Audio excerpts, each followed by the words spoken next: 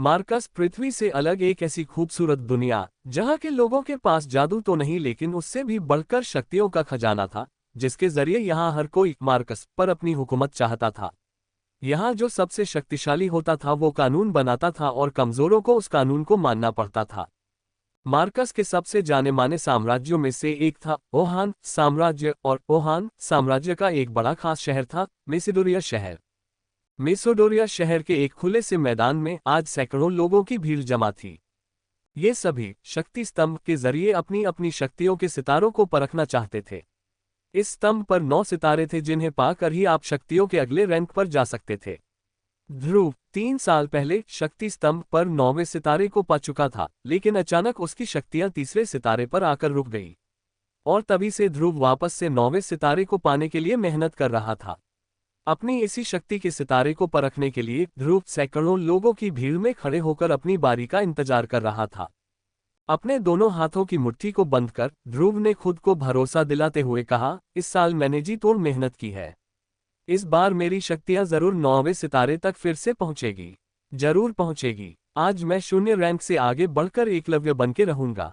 तभी एक घोषणा सभी के कानों में गूंजी, और अब अपनी शक्तियों को परखने वाले अगले शख्स का नाम है ध्रुव। जैसे ही ध्रुव का नाम पुकारा गया, वो लोगों की भीड़ से निकलकर बाहर आया और अपने कदमों को धीरे धीरे बढ़ाते हुए ऊंचाई पर रखे एक बड़े से पथरीले स्तंभ की ओर बढ़ने लगा, जिसका नाम था शक्ति स्तंभ। शक्ति स्तंभ के ठीक सामने पहुंचने के बाद ध्रुव के जहन में कई बातें चल रही थी। ध्रुव जब सिर्फ 4 साल का था तब से उसने प्रैक्टिस करना शुरू कर दिया था, और 10 साल की उम्र तक तो वो 9वें सितारे तक पहुंच गया था। फिर 11 की उम्र में वो शून्य रैंक से एकलव्य रैंक पर आ गया था। शौर्य दल के 100 साल के इतिहास में ये पहली बार था जब एक 11 साल का बच्चा एकलव्य बन गया हो। लेकिन उसके बाद कुछ ऐसा हुआ कि अचानक ये एकलव्य एक बार फिर से शून्य रैंक पर आ गया। यही सब सोचते हुए ध्रुव ने अपनी दाहिने हाथ की हथेली को शक्ति स्तंभ पर रखने के लिए आगे बढ़ाया। फिर उसने आंखें बंद करते हुए अपनी हथेली को शक्ति स्तंभ पर बने शक्ति चक्र पर रखा। कुछ देर के सन्नाटे के बाद ध्रुव के कानों में एक आवाज गूंजी, तीसरा सितारा शक्ति और भी कम। इस बार भी ध्रुव का सबसे निराशाजनक प्रदर्शन। ये आवाज जैसे ही ध्रुव के कानों में पड़ी, उसके पैरों तले जमीन सरक गई। उसे अपने कानों पर यकीन नहीं हो रहा था। जैसे ही उसने अपनी आंखें खोली, शक्ति स्तंभ पर गड़े हुए 2 शब्दों तीसरा सितारा ने उसके सपनों को चकनाचूर कर दिया। उसे बिल्कुल भी समझ नहीं आ रहा था कि आखिर ऐसा कैसे हो सकता था। इस बार तो उसने हर बार से ज्यादा मेहनत की थी। शक्ति स्तंभ के सामने खड़े ध्रुव ने अपने आप से हड़बड़ाते हुए कहा, नहीं नहीं, ऐसा नहीं हो सकता, ऐसा बिल्कुल भी नहीं हो सकता। खुद से नाराज ध्रुव ने दोबारा 2 से 3 बार अपनी हथेली को शक्ति स्तंभ पर रखकर देखा, लेकिन हर बार उसे अपनी आंखों के सामने वही सितारा दिखाई दे रहे था जिसने पिछले 3 सालों से उसकी रातों की नींद छीन रखी थी।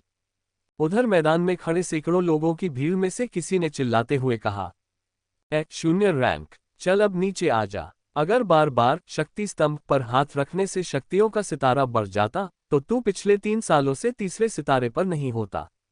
उसके इतना कहते ही कई लोगों ने जोर के ठहाकों के साथ ध्रुव पर हंसना शुरू कर दिया। ये हंसी के ठहाके पूरे मैदान में गूंजते हुए ध्रुव के कानों में तीर की तरह चुभ रहे थे। ध्रुव ने वहां से निकलने के लिए अपने कदमों को आगे बढ़ाना शुरू किया, लेकिन अब उसके कानों में उन सभी के हंसी के ठहाकों के साथ कई ताने भी सुनाई देना शुरू हो गए। क्यों भाई, एक बार फिर से ध्रुव ने साबित कर ही दिया कि वो पिछले 3 सालों से शून्य था, शून्य है और आगे भी शून्य ही रहेगा। गलती से ही हीरो बन गया था ये छोटी सी उम्र में। हाँ भाई, बिल्कुल सही कहा, और मेरे हिसाब से अब इस शून्य की कीमत हमारे शौर्य दल में किसी कचरे से कम नहीं है। बात तो तुम्हारी भी सही है, लेकिन हमारी मजबूरी भी तो देखो। हमारे शौर्य दल के जाबाज लीडर अरेंद्र उसके पिता है एल, अगर ऐसा नहीं होता तो हम लोगों ने इसे कब कब मेसोडोरिया से बाहर फेंक दिया होता। लोगों के मुंह से निकलते ताने ध्रुव के दिल में बेचैनी और घबराहट पैदा कर रहे थे। ये घबराहट अब उसके चेहरे पर भी साफ साफ नजर आ रही थी, जिसे वहीं पर मौजूद उसकी सबसे अच्छी दोस्त ईरा भी भांप चुकी थी।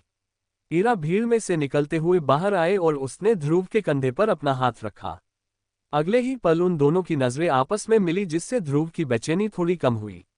कुछ ही देर में वो दोनों साथ साथ कदम बढ़ाते हुए मैदान से बाहर निकल के जाने लगे। ध्रुव अपने घर शौर्य महल की तरफ बढ़ रहा था। तभी ईरा ने उदास दिख रहे ध्रुव का हौसला बढ़ाते हुए कहा, ध्रुव, तुम्हें उन लोगों की बातों से परेशान नहीं होना चाहिए। मुझे तुम पर पूरा भरोसा है।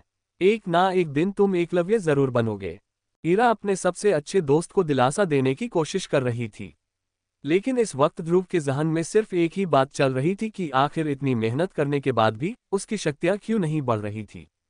एक तरफ जहां ध्रुव की परेशानियां बढ़ती जा रही थी, तो दूसरी तरफ एक और परेशानी उसके घर की ओर कदम बढ़ा रही थी।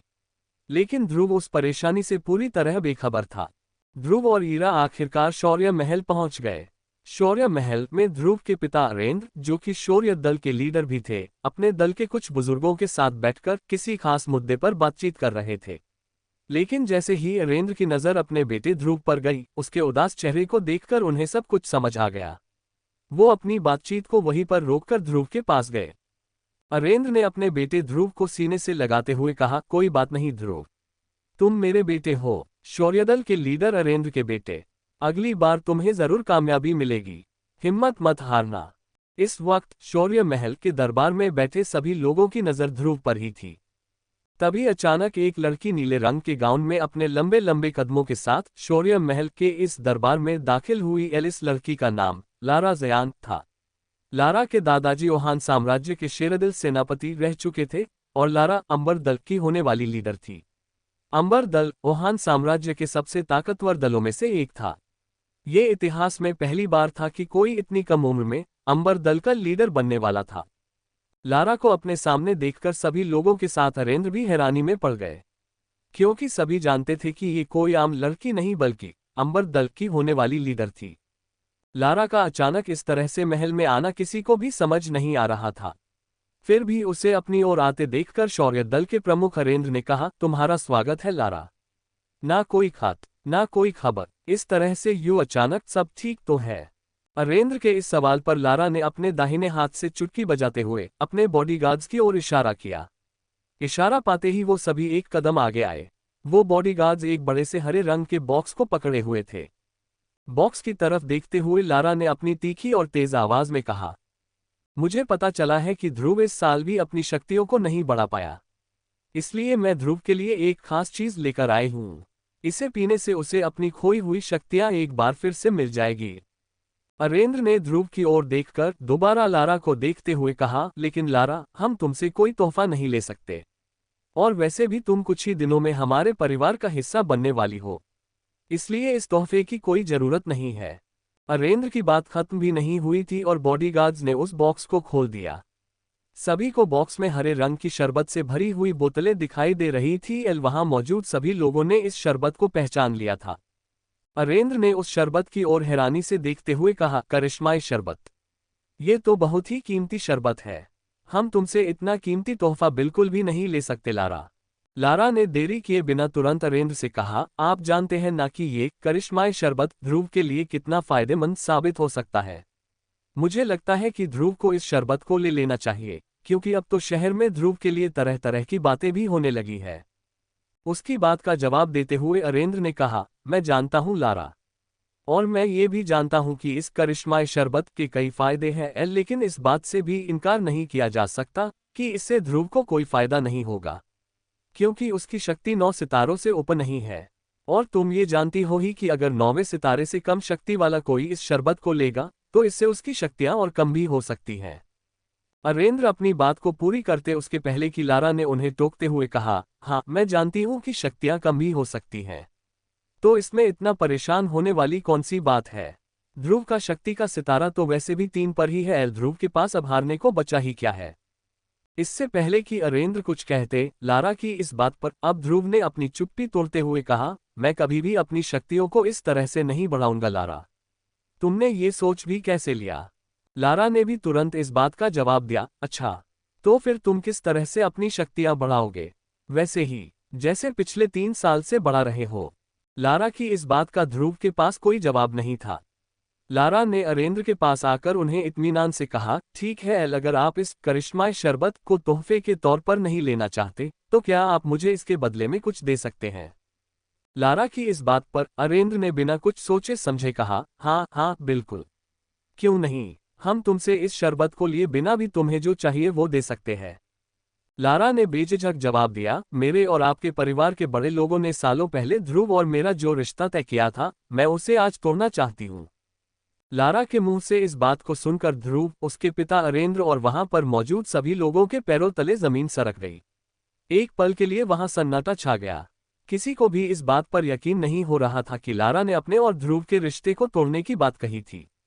अगले ही पल अरेंद्र ने अपनी नाराजगी जाहिर करते हुए तेज आवाज में कहा, लारा, ये जानते हुए भी कि ये रिश्ता तुम्हारे और हमारे परिवार के बड़े लोगों ने तय किया है, तुम कैसे रिश्ते को तोड़ने की बात कर सकती हो? तुम जानती हो ना ये कितना गलत माना जाता है। अरेंद्र की नाराजगी के जवाब में लारा ने बड़ी ही बेफिक्री के साथ कहा, यह रिश्ता जरूर परिवार के बड़े लोगों ने तय किया था, लेकिन तब और अब में काफी फर्क आ चुका है। आज मेरे और मेरे परिवार के लोगों की शक्तियां कहां से कहां पहुंच चुकी है, जबकि ध्रुव पिछले 3 सालों से वहीं पर अटका हुआ है। लारा के मुंह से अपने और अपने परिवार की बेइज्जती होते देखकर अब ध्रुव से रहा नहीं जा रहा था। उसे लारा पर बहुत गुस्सा आ रहा था। तभी लारा ने अपनी बात को आगे बढ़ाते हुए कहा, और वैसे भी सभी जानते हैं कि मैं इस वक्त अंबर दल की लीडर बनने वाली हूं, और इसके लिए ये बहुत जरूरी है कि मेरा किसी कमजोर के साथ कोई संबंध ना हो। इसलिए बेहतर यही होगा कि ये रिश्ता आगे बढ़ने से पहले यहीं पर टूट जाए। अंबर दल की लीडर बनने वाली बात पर गौर करते हुए अरेंद्र ने उससे कहा, तो यह है असली बात। बाकी सब तो तुम्हारे लिए एक बहाना था, सिर्फ एक बहाना। तुम्हें परिवार की कोई फिक्र नहीं है। तुम्हारे सिर पर तो सिर्फ सबसे शक्तिशाली बनने का जुनून सवार है, और इसलिए तुम इस रिश्ते को तोड़ना चाहती हो। इस बार लारा ने बेशर्मी से जवाब देते हुए कहा, तो आप ही बताएं कि मैं कैसे उस इंसान से अपना रिश्ता जोड़ लूं जो पिछले 3 सालों से अपनी शक्तियों को बढ़ा नहीं पा रहा। लारा की इस बात का वाकई में वहां पर किसी के पास कोई जवाब नहीं था।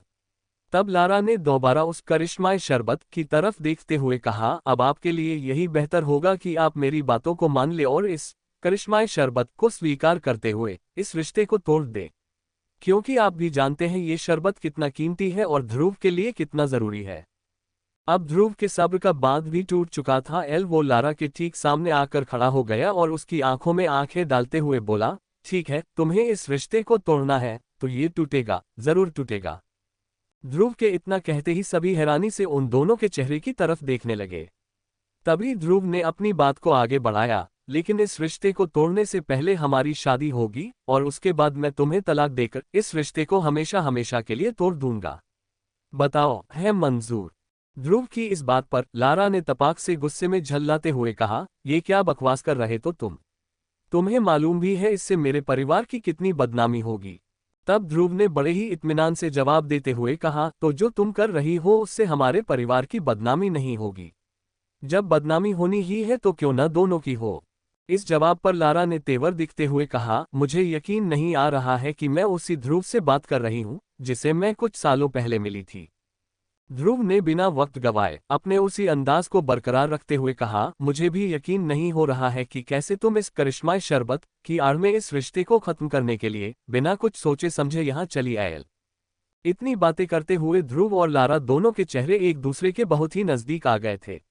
उन दोनों की आंखें एक दूसरे को घूरे जा रही थी। माहौल गर्माता हुआ देखकर लारा के बॉडीगार्ड्स अपनी आगे बढ़े, लेकिन अगले ही पल लारा का एक इशारा मिलते ही उन सभी ने अपने आप को रोक लिया। फिर लारा ने अपनी बात को आगे बढ़ाते हुए कहा, मेरे पास एक तरीका है जिससे हम इस रिश्ते का फैसला कर सकते हैं। ध्रुव ने उससे पूछा, और वो क्या है? लारा ने कहा, 3 साल बाद हम दोनों के बीच एक मुकाबला होगा। अगर उस मुकाबले में मैं जीत गई तो तुम्हें इस रिश्ते का तोड़ना होगा, और अगर तुम जीत जाते हो तो वही होगा जो तुम चाहोगे। लारा की ये शर्त सुनते ही शौर्य महल में एक सन्नाटा छा गया था। अब सभी की नजरें ध्रुव के जवाब का इंतजार कर रही थी। क्या ध्रुव अपनी मंगेतर लारा की शर्त मानेगा? आखिर क्या वजह है जो ध्रुव की शक्तियां पिछले 3 सालों से आगे नहीं बढ़ पा रही थी? कैसे लड़ेगा ध्रुव अपने से शक्ति वाली लारा से? जानने के लिए सुनते रहिए।